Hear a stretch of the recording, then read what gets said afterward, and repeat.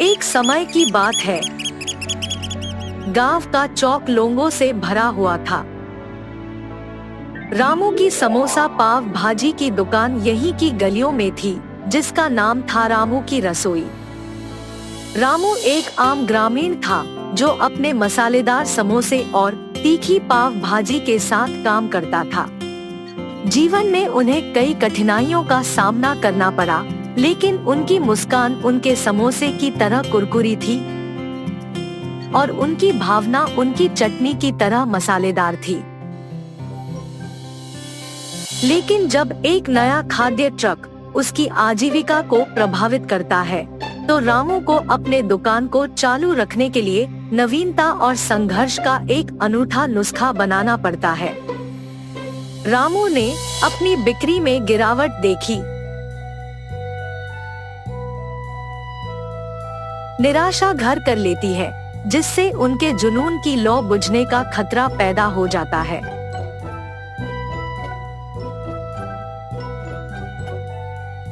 लक्ष्मी हमेशा की तरह अपने क्लासिक्स में नए मोड़ जोड़ने का सुझाव देती है, लेकिन डर रामू की रचनात्मकता को बंधक बना लेता है। मानसून की एक दोपहर एक सड़क संगीतकार ने रामू की ठेले में आश्रय मांगा। उसकी कोमल मधुर धुन रामू के गरम समोसे के साथ मिल गई और रामू ने खुद को गुनगुनाते हुए पाया। उसको प्रेरणा मिली। वह अपने भोजन को स्ट्रीट संगीत की आत्मा के साथ मिलाने के लिए दृढ़ थे, जिसके हर हिस्से में शहर की जीवंतता झलकती थी। रामू ने ट्रेंडी चाट शैली से प्रेरणा लेते हुए अपने समोसे में गरम मसाला छिड़ककर, अपनी भाजी में थोड़ा सा पुदीना मिलाकर और रंग का छौंक लगाकर प्रयोग किया। ग्राहक नए आविष्कार की खुशबू और नवीन अवधारणा से आकर्षित हुए। धीरे धीरे रामू के पैन की तड़क भड़क के साथ मेल खाने लगे। रामू की समोसा सिम्फनी की खबर फैल गई। रामू की ठेले ग्राहकों से भरी हुई थी। उसकी मुस्कान पहले से कहीं अधिक उज्जवल थी। उन्होंने सिखाया कि सच्ची सफलता नकल में नहीं, बल्कि अपनी जड़ों को अपनाने और जीवन की रेसिपी में अपने विशेष मसाले जोड़ने में निहित है।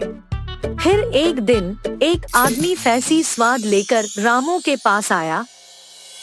उसकी गाड़ी के सामने खड़ा था। रामू भैया, आपके समोसे में कुछ खास है, लेकिन ऐसा क्या है जिसके लोग इतने दीवाने हो रहे हैं? फैंसी फ्लेवर्स का नेतृत्व करने वाले व्यक्ति ने उत्साह से पूछा। रामू ने मुस्कुराते हुए कहा, भाई, इसमें वह मसाला और स्वाद है जो मुंबई को खास बनाती है। मैंने अपने भोजन में वह स्वाद जोड़ा है जो इस शहर को इतना अनोखा बनाता है।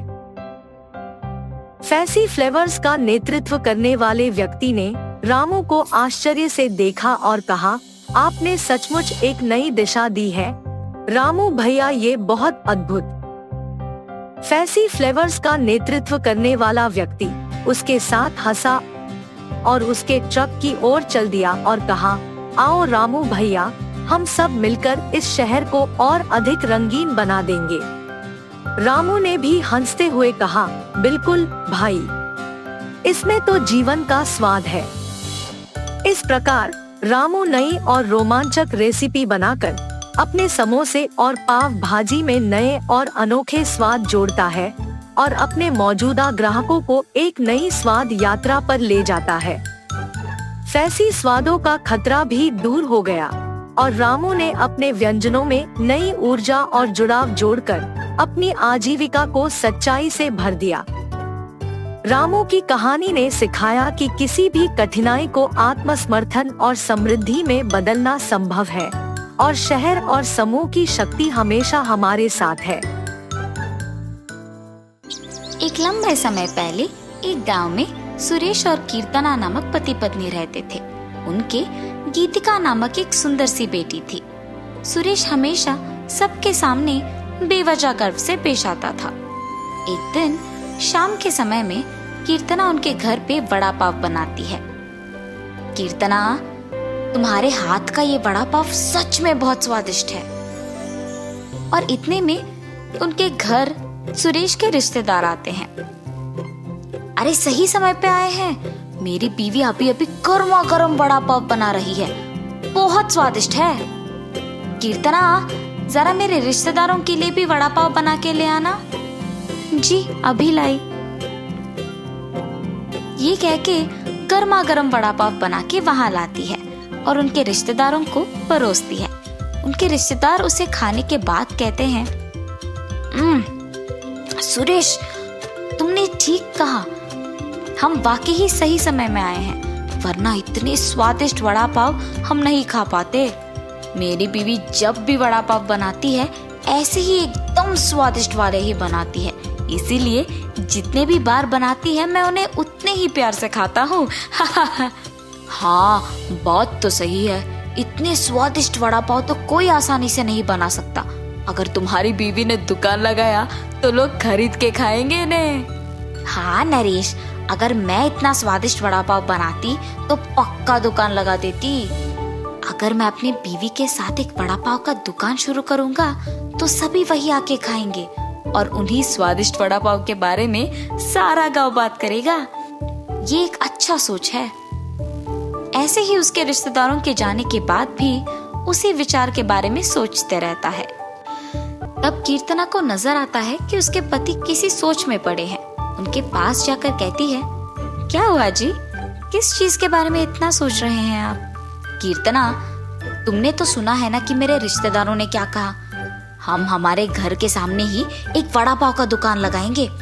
तब मेरे रिश्तेदारों के ही तरह इस गांव के सारे लोग उसी के बारे में बात करेंगे।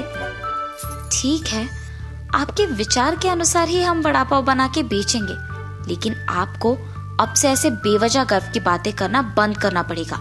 अगर आप इसी बात को मानकर अपने बर्ताव को बदलने का वचन देंगे तो ही हम ये व्यापार शुरू करेंगे। हाँ, अब अगर मैं अपनी बीवी की बातों को नहीं मानूंगा तो वो शायद व्यापार शुरू करने के लिए नहीं मानेगी, और मैं ख्यालों के अनुसार और मेरे ख्यालों के अनुसार कुछ नहीं होगा। ठीक है कीर्तना, तुम्हारी इच्छा के ही अनुसार मैं अपना बर्ताव बदलूंगा। हम कल से ही वड़ा पाव बना के बेचेंगे। और ऐसे ही वो बाहर जाकर वड़ा पाव की तैयारी के लिए जरूरी सामग्री लेकर आता है। और अगले दिन नरेश उनका दुकान शुरू करके उसकी बीवी को वड़ा पाव बनाने के लिए कहता है। कीर्तना उसके पति के बातों के अनुसार ही वड़ा पाव बनाना शुरू करती है। स्वादिष्ट और गर्मा गर्म वड़ा पाव, आइए बाबू आइए। ऐसे जोर जोर से चिल्लाने के कारण उस तरफ जाते हुए सारे लोग आकर्षित होकर उसके दुकान आते हैं और वड़ा पाव लेके उन्हें खाने लगते हैं। सुरेश, वड़ा पाव तो बहुत गर्म और स्वादिष्ट है। हाँ, अब तक मैंने इतने स्वादिष्ट वड़ा पाव कहीं नहीं खाया है। हाँ, मेरी पत्नी बहुत अच्छा वड़ा पाव बनाती है, उसकी तरह तो और कोई नहीं बना सकता है। ऐसे उनको वड़ा पाव देकर उनसे पैसे लेता है। उस रात को जब बैठ के वो आए हुए पैसों की गिनती करने लगते हैं तो कीर्तना कहती है, अरे वाह, पहले ही दिन हमें लाभ आया है जी। निवेश के पैसों से ज्यादा पैसे तो हमने कमाया है। क्या सच में? अगर हमने ऐसे ही इसे बरकरार रखा ना तो जल्द ही हमारा बहुत बड़ा व्यापार बन जाएगा कीर्तना। हाँ, आप सही कह रहे हैं।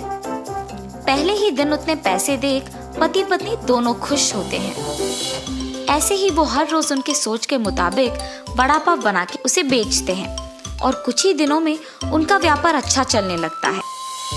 मेरे सोच के मुताबिक ही हमारा व्यापार अच्छा चल रहा है।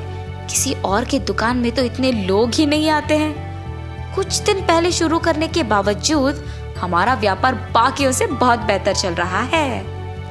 और हमेशा की तरह सुरेश वापस बेवजह के गर्व में डूब जाता है और बाकियों को भी वही बातें सुनाते रहता है। उस दिन दुकान को आए एक आदमी को वड़ा पाव लाकर देता है। मैं यहाँ जब भी वड़ा पाव खाता हूँ बहुत स्वादिष्ट होता है, एक भी बार इसका स्वाद नहीं बदला। हाँ, आपने सही कहा, मेरी बीवी बहुत अच्छा वड़ा पाव बनाती है। नया व्यापार होने के बावजूद बाकियों से हमारा बहुत अच्छा चल रहा है। हाँ। ऐसे ही वहाँ मौजूद सभी से बात करता है और ऐसे ही बात करते हुए वो उन लोगों से पैसे लेना भूल जाता है। उसके पैसे ना लेने के कारण सभी वहाँ आके उसकी गर्व की बातें सुनकर पैसे दिए बिना चले जाते थे। कुछ दिन बाद सबको जब सुरेश की कमजोरी का पता लग गया तो वो वड़ा पाव मंगा के उसे खा के पैसे देने के लिए उसके पास जाकर वड़ा पाव के बारे में बात करना शुरू करते थे। सुरेश उनकी बातों में पड़ के गर्व की बातें करता था और उनसे पैसे लेना भूल जाता था और कुछ देर बाद वो लोग वहाँ से पैसे दिए बिना चले जाते थे। सुरेश के इस बर्ताव के कारण उनके व्यापार में नुकसान होता है और अचानक उनके सपने टूट जाने पर पति पत्नी दोनों बहुत निराश होते हैं। कीर्तना, मुझे माफ करो, इस सब का कारण मैं हूँ। मेरे इस झूठे गर्व के कारण ही सबको मेरी कमजोरी का पता लग गया और उन्होंने उसका फायदा उठाया। इसीलिए हमें अब नुकसान भुगतना पड़ रहा है। ऐसे कह के बहुत दुखी होता है। आपको अपनी गलती का एहसास हो गया, बस ये काफी है। अब से हम हमारा व्यापार ढंग से चलाएंगे। ठीक है कीर्तना। और तब से पति पत्नी दोनों उनका वड़ा पाव का व्यापार बहुत अच्छे से चलाते हुए खुश रहते हैं। विष्णुपुर नामक एक गांव में वीरेश और गृहा नामक दो अच्छे दोस्त अपने परिवार के साथ रहते थे। दोनों बचपन से बहुत अच्छे दोस्त होने के नाते उनके दोस्ती के भरोसे पे एक लस्सी का व्यापार शुरू करके उसे चलाते हैं। हर रोज वीरेश और गृहन दोनों साथ में उनके लस्सी के दुकान को जाते थे और आते ही दुकान को साफ करके भगवान की पूजा करके लस्सी बनाना शुरू कर देते थे। इनके लस्सी के तैयारी के लिए हर रोज शाम को लीलावती नामक एक बूढ़ी औरत इन्हें दही देने दुकान आया करती थी। और बेटा, व्यापार कैसे चल रहा है? बहुत अच्छा चल रहा है दादी। आपकी इतनी उम्र आने के बाद भी इतना काम करने की क्या जरूरत है दादी? मेरी तो सिर्फ उम्र बढ़ रही है बेटा, शरीर का ताकत तो अब भी जवान है। ऐसे ही दही देने आके उनके साथ थोड़ा बातचीत करके हंस के चली जाती थी। गृहन और वीरेश को भी उनके बारे में अच्छे विचार थे। एक दिन जब लीलावती हर रोज की तरह दुकान को दही देने आई तो उसने देखा कि वहाँ वीरेश नहीं था। समय देख के, बेटा गृहन, लगता है वीरेश दुकान में नहीं है। जी दादी, नहीं है। क्यों, क्या बात है? इस वीरेश के साथ काम करके क्या ही कमा लोगे तुम? मैं जब भी देखती हूँ सिर्फ तुम सारे काम करते हो और वो वीरेश तो सिर्फ तुम्हें लस्सी के मटके देते रहता है। ज्यादा काम करने वाले को ही ज्यादा लाभ मिलना चाहिए। ये बात मैं तुम्हें बहुत दिनों से बताने की सोच रही थी। नहीं दादी, आपको जरूर कुछ गलतफहमी हो गई है।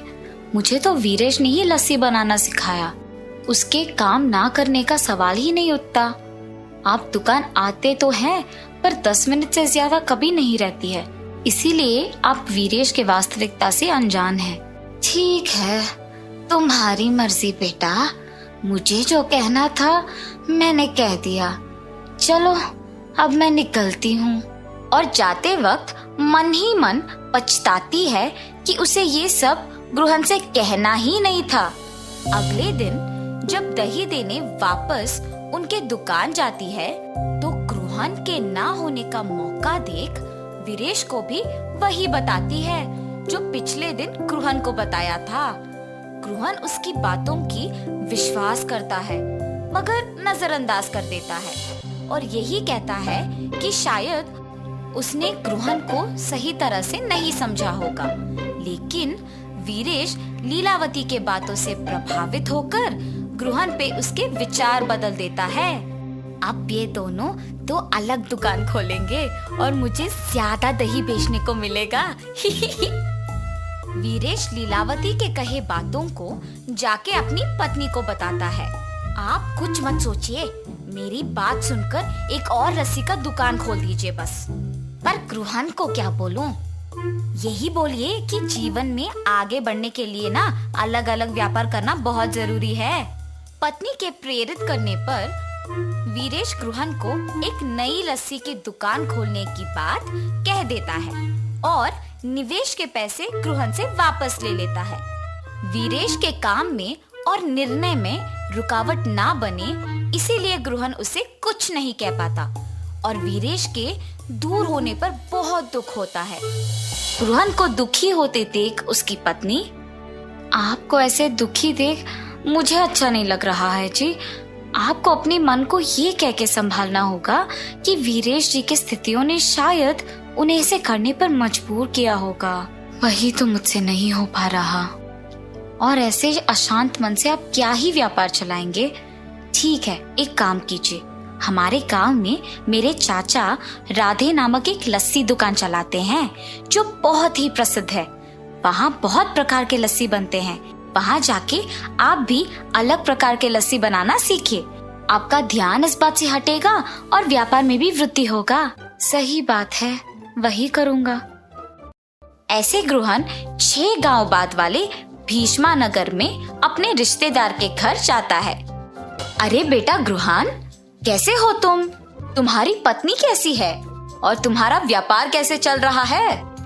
सब कुछ ठीक है मामा जी।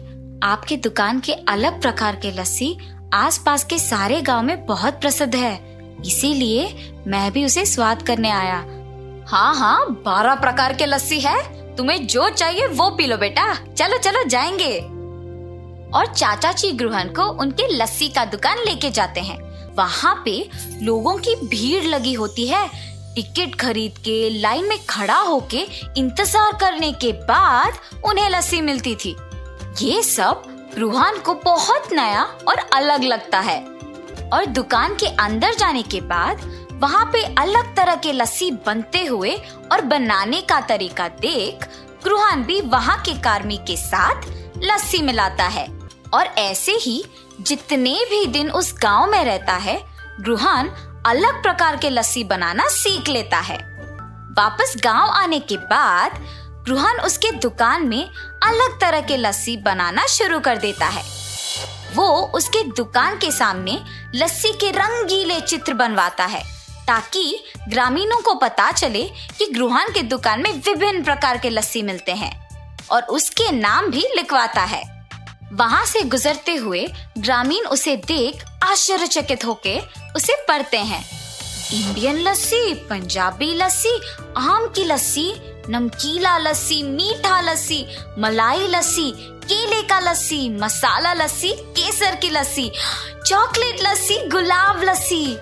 ऐसे नए नाम और रंगीले चित्र देख गांव वाले भी उन नए तरह के लस्सियों को स्वाद करने आते हैं।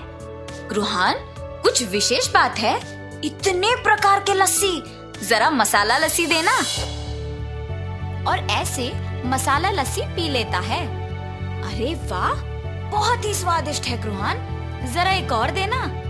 ऐसे बहुत लोग गृहन के दुकान पे उपलब्ध उन लस्सियों के प्रशंसक बन जाते हैं और गृहन को अच्छा आमदनी भी मिलता है।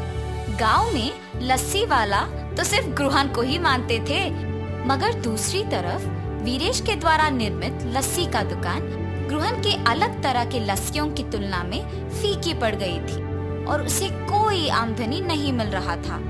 और ऐसे वीरेश को अपने गलती का एहसास होता है और वो वापस गृहन को जाके पूछता है, क्या हम वापस साथ में व्यापार कर सकते हैं? और गृहन बिना कुछ सोचे पूछे खुशी खुशी हाँ कर देता है। उसी समय लीलावती वहाँ दही देने आती है। ये क्या है गृहन, तुम्हारे दुकान में वीरेश है? जिस व्यापार के लिए तुम्हें छोड़ दिया था, इसे तो वहाँ होना चाहिए ना। ये दुकान सिर्फ मेरा नहीं बल्कि वीरेश का भी है। तुम्हारे बातों से प्रभावित होके मैंने अपने बचपन के दोस्त को दुख पहुंचाया। अगर अगली बार मुझे पता लगा कि तुम ऐसे काम कर रही हो तो तुम्हारी उम्र की भी इज्जत नहीं करूंगा। वीरेश की बातें सुन के लीलावती डर के मारे वहाँ से चली जाती है और गृहन वीरेश की बातों पे हंसता है। ऐसे वो बिछड़े हुए दोस्त वापस मिल जाते हैं और खुशी से अपना व्यापार चलाते हैं। एक समय की बात है, गांव की गलियों में जब बातें फैली तो एक नाम जो सभी की जुबान पर होता था वो था कमला। गांव के लोग उसे लालची शहद वाली के नाम से भी जानते थे। कमला गांव में एक पुरानी और अकेली महिला थी जिनकी बुढ़ापे में लालसा बढ़ गई थी और वह बाजार में अपने खुद के शहद का कारोबार करने लगी थी। गांव की चौपड़ में रोज भीड़ लगी रहती थी क्योंकि यहाँ की सड़क गांव की व्यापारी जिंदगी की गति दिखाती थी। रोजाना यहाँ विभिन्न विक्रेताओं और खरीदारों का आना जाना रहता था। लोग अपने अपने उत्पादों को बेचने की कोशिश में लगे रहते थे। गांव की यह व्यवस्था एक बड़े बाजार की तरह ही काम करती थी, जहां हर एक विपणन कर्मी ने अपने उत्पादों को बेचने का प्रयास किया करते थे। कमला बाजार में अपनी खुद की शहद की दुकान लगाने लगी। वह जंगलों से शहद खरीदकर बाजार में बेचती थी, लेकिन उसकी खुद की खोज में लालसा इतनी बढ़ गई थी कि उसने खुद की अच्छे शहद की बजाय अन्य खराब वस्तु के साथ मिलाकर बेचने की शुरुआत कर दी। गांव के लोग कमला की शहद की दुकान पर शहद खरीदने आते थे। वह उनके सामने मिले खराब शहद के डिब्बे खोलती और उनसे कहती, देखो यह शहद बहुत पुराना है, गुड़ नहीं है। मैंने इसकी कीमत भी कम कर दी है, आप इसे सस्ते में खरीद सकते हैं। गांव के लोग उसकी बातों पर विश्वास कर लेते थे और उसके बताए दाम पर शहद खरीद लेते थे। कमला बहुत होशियार थी, उसे किसी के बारे में गलत जानकारी देने में कोई दिक्कत महसूस नहीं होती थी, क्योंकि उसे तो सिर्फ अपने फायदे की चिंता रहती थी। कमला का दिन कुछ इस तरह गुजरता था। वह सुबह सुबह उठकर जंगल में जाती और खराब शहद को अच्छे शहद के साथ मिलाकर डिब्बों में डालती थी। फिर बाजार में आकर उन डिब्बों को बेचने का प्रयास करती थी। गांव के लोग उसकी बातों में आकर उसके खराब शहद को खरीद लेते थे। एक दिन बाजार में विभिन्न विक्रेताओं के बीच बातचीत हो रही थी। कुछ लोग कमला की दुकान के खराब शहद के बारे में बात कर रहे थे। एक व्यक्ति ने कहा, आखिरकार ये कमला किस तरह से बिना किसी को पता चले अपने खराब शहद को बेच रही है। उसका यह काम बहुत ही अच्छे तरीके से हो रहा है। दूसरा व्यक्ति ने उत्तर दिया, हाँ तुम सही कह रहे हो। उसकी चालाकियां अब सभी के सामने आ गई है। उसने लोगों की विश्वासघाती की है और उसकी कमाई बढ़ गई है। कमला की दुकान में गांव के अन्य लोग भी आकर शहद खरीदने आते थे, लेकिन वे नहीं जानते थे कि उन्हें खराब शहद बेचा जा रहा है। कमला की चालाकियों के कारण वह गांव के लोगों की शहद की मांग को पूरा नहीं कर पा रही थी, क्योंकि उसके पास सिर्फ खराब शहद ही था। गांव के लोग धीरे धीरे कमला की खराब शहद के बारे में जानकारी प्राप्त करने लगे थे। एक दिन गांव के अन्य व्यापारी ने कमला की दुकान में गुप्त रूप से गया और उसकी खराब शहद की बात जान ली। व्यापारी ने गांव के लोगों को सच्चाई बता दी। गांव के लोग बहुत ही गुस्से से कमला की दुकान पर आए और उससे खराब शहद की बजाय अच्छे शहद की मांग की। कमला ने गांव के लोगों से माफी मांगी और उनसे वादा किया कि वह खराब शहद के बजाय असली और अच्छा शहद बेचेगी। गांव के लोगों ने कमला को माफ कर दिया और उसकी दुकान पर आना बंद कर दिया। कमला ने उस पल से सबक सीखा कि लालसा और बड़े बड़े वादों से किसी को धोखा नहीं दिया जा सकता। गांव के लोगों ने भी सीखा कि बड़ी बड़ी बातों के पीछे न जाएं, बल्कि सच्चाई का पता लगाने का प्रयास करें। यह कहानी हमें सिखाती है कि लालच और गलत रास्ते चुनने से हमारा जीवन मुश्किलों में पड़ सकता है और सच्चाई को पहचानने से हम गलतियों से बच सकते हैं।